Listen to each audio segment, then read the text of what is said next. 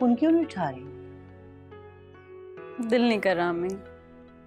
रिजवान का फोन है। इसीलिए तो दिल नहीं कर रहा। हानिया, ऐसा कब तक चलेगा? तुम बाबा से बात क्यों नहीं करती हो तुम? हाँ, कब तक होगा ऐसा? अम्मी मैं क्या बात करूं उससे? बेटा, तुम अभी उससे बात नहीं करना चाहती। उसके तुम्हारे दरमियान कोई उनसियत नहीं है, अपनाहियत नहीं है। शादी हो जाएगी तो कैसे रहोगे उसके साथ?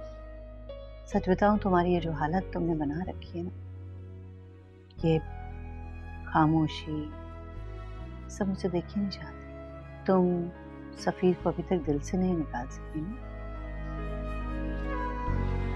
कोई फायदा नहीं है अम्मी। क्या मतलब है? मतलब ये है कि उसकी मंगनी हो गई और उसकी शादी होने वाली है, तो कोई फायदा नहीं। तो ये उसने तुम्हें खुद बताया?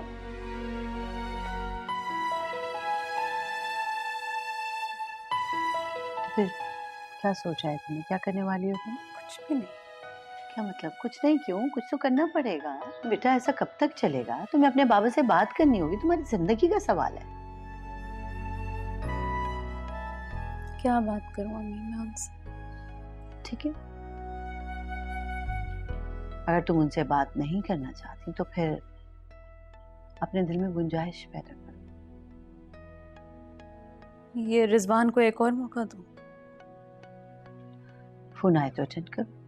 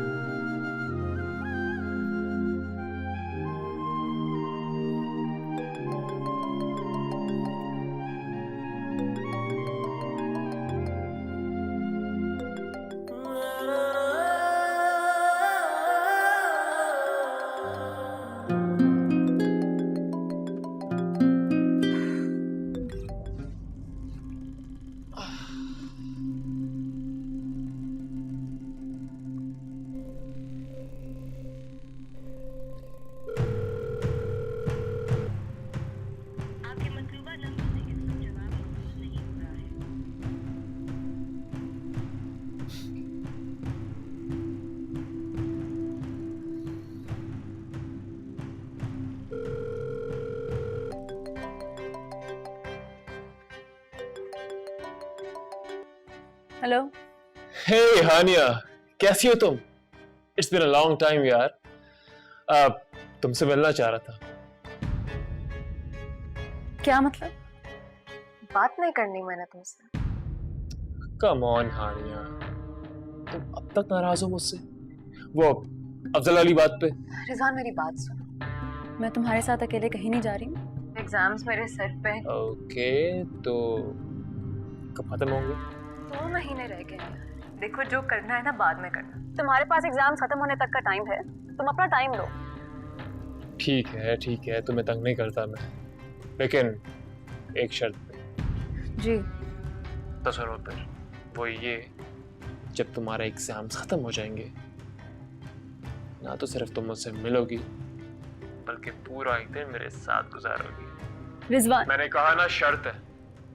और अगर तुमने इनकार किया ना हानिया, तो ना तो सिर्फ मैं तुम्हें फोन करके तंग करूंगा बल्कि तुम्हारे घर आ जाऊंगा तुमसे मिलने के लिए। आगे तुम्हारी मर्जी, चॉइस इज योर्स। कोई अगर मगर नहीं। मिलते हैं एग्जाम्स के बाद। Good bye.